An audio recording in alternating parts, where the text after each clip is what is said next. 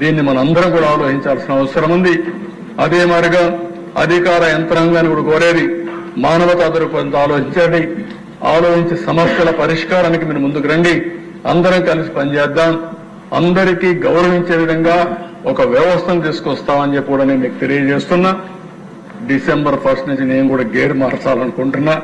6 నెలలు అయింది. చెప్పాను, రోడ్ మ్యాప్ ఇచ్చాను, పాలసీలు ఇచ్చాం. ఇంకా జవాబుదారీతనం తీసుకొస్తూనే ఎక్కడికక్కడ ప్రజా చైతన్యం ద్వారా మళ్లీ నెక్స్ట్ లెవెల్ ఆఫ్ అడ్మినిస్ట్రేషన్ తీసుకెళ్తానని చెప్పి కూడా ఈ సభ ద్వారా మీకు అందరికీ తెలియజేస్తున్నాం. ఇవి చేస్తూ ఈరోజు ఇంత మునుపు చేశాం. We have done it before, we will do it again. ఇది అసాధ్యం కాదు. మనం చేసిన పని ఈరోజు మీరు చూస్తే హైదరాబాద్ ఒక ఎగ్జాంపుల్, తెలుగు కమ్యూనిటీ ఒక ఎగ్జాంపుల్, తెలుగు డయాస్పోరా ఎన్ఆర్ఎస్ ఒక ఎగ్జాంపుల్. ఇవన్నీ కూడా ఉన్నప్పుడు మనం ఈ రాష్ట్రంలో చేయాలంటే ఒక పాలసీ మేకర్స్ గా, ప్రజాప్రతినిధులుగా ప్రజలిచ్చిన మన అధికారాన్ని సద్వినియోగం చేసుకుని ఒక చరిత్ర రాయడానికి శ్రీకారం చుట్టవలసిన బాధ్యత మన మీద ఉంది. దానికోసం మీరందరూ ముందుకు రండి. ఎప్పటికప్పుడు ఈ రోజు నేను చెప్పినట్టన్నీ రాష్ట్రానికి నేను ఆలోచిస్తే మీ అందరి మీద మీ నియోజకవర్గం యొక్క బాధ్యత ఉంది.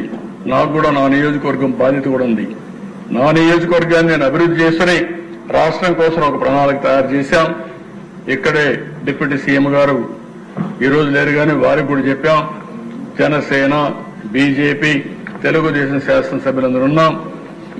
మనందరి సమైక్య బాధ్యత, సంయుక్త బాధ్యత. ఏ విధంగా మనం నియోజకవర్గాలను అభివృద్ధి చేద్దాం, పోటీ చేసి అభివృద్ధి చేద్దాం. ఆల్ ఇండికేటర్స్ లో మనం ముందుంటామో దానికి శ్రీకారం చుట్టండి.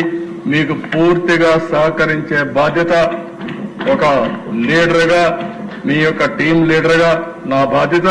దాన్ని ఉపయోగించుకోవడం మీ అందరి యొక్క బాధ్యత మరొకసారి తెలియజేసుకుంటూ ఈరోజు మనం పెట్టిన విజన్ 2047, ఆ రోజు విజన్ అంటే నవ్వారు. ఇప్పుడు నవ్వేవాళ్ళు లేరు. ఎందుకంటే నవ్వితే ప్రజలు అసహించుకుంటారు. అప్పుడు ప్రజల్ని మభ్యపెట్టడానికి ఈయన విజన్ మాట్లాడుతున్నాడు, 420 అని మాట్లాడే పరిస్థితికి వచ్చారు. కానీ ఈ రోజు అన్ని కూడా ప్రూవ్ అయినాయి. ప్రూఫ్ ఆఫ్ కాన్సెప్ట్ ఉంది. అందరూ యాక్సెప్ట్ చేసే పరిస్థితికి వచ్చారు. నేను ఒకటే చెప్తున్నా, ఏది అసాధ్యం కాదు, సాధ్యం. అది సాధ్యం చేయడానికి మనం ముందుకు పోతున్నాం. అదే సమయంలో మీరు అనుకున్నంత ఈజీ కాదు. ఆ విషయం కూడా నేను చెప్తున్నా ప్రజలందరికీ. డబ్బులు వెళ్ళి 10 లక్షల దగ్గర 9,74,000 కోట్ల రూపాయలు అప్పు కట్టాలి, సర్వీసింగ్ చేయాలి, సంపద సృష్టించాలి, ఆదాయాన్ని పెంచాలి.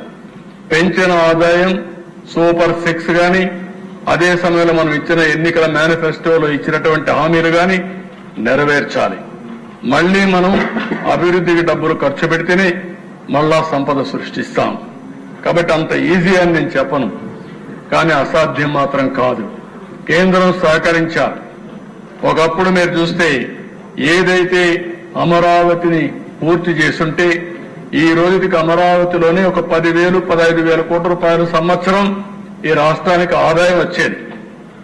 ఈరోజు తెలంగాణ రాష్ట్రానికి ఆదాయం ఎక్కడ వస్తుందంటే హైదరాబాద్ లో వస్తుంది. కర్ణాటక రాష్ట్రానికి ఆదాయం ఎక్కడ వస్తుందంటే బెంగళూరు నుంచి వస్తుంది. తమిళనాడుకు ఆదాయం ఎక్కడి నుంచి వస్తుందంటే తెలంగాణ చెన్నై నుంచి వస్తుంది. అంటే అలాంటి రాజధానిని చేసి 3 ముక్కలు ఆటాడి 5 సంవత్సరాలు క్రూషియల్ టైంని పూర్తిగా దుర్వినియోగం చేసే పరిస్థితికి వచ్చారు. అలాంటి సందర్భాలు చాలా ఉన్నాయి. మనం మాట్లాడుకుంటే ఈ రోజు పోలవరం పూర్తి అయి ఉండి కొంతవరకు ఇరిగేషన్ ప్రాజెక్ట్స్ పూర్తి చేసి ఉంటే, ఇరిగేషన్ గాని మనం నీళ్లు ఇవ్వగలిగితే వ్యవసాయం బాగా అభివృద్ధి అయ్యేది. వ్యవసాయం పెరిగితే రైతులు బాగుపడేవాళ్ళు. రైతులు పండించిన పంటల వల్ల జీఎస్టీపీ వచ్చేది. రైతులకు కొనుగోలు శక్తి పెరిగితే వాళ్ళు కొనుగోలు చేసిన వస్తువుల వల్ల ప్రభుత్వానికి ఆదాయం పెరిగి పేదరిక నిర్మూలనకు ఉపయోగపడేది. ఇవన్నీ కూడా మనం ఆలోచించుకుని ముందుకు పోవాల్సిన అవసరం ఉంది. ఈ రోజు ఈ కార్యక్రమాన్ని 2047 విజన్ డాక్యుమెంట్ స్వర్ణ ఆంధ్రప్రదేశ్ ని వీలైనంత తొందరలోనే ఇనాగరేట్ చేస్తాం. మీ అందరికీ చెప్పాం, మీరు కూడా ఫీడ్బ్యాక్ ఇవ్వండి. ఇప్పుడు చెప్పగలిగితే చెప్పండి, కాకపోతే మీరు రాసి ఇవ్వండి. ఇంకా వినూత్నమైన ఆలోచనలు మీకు వస్తే ఆ ఆలోచనలు కూడా ఇవ్వండి.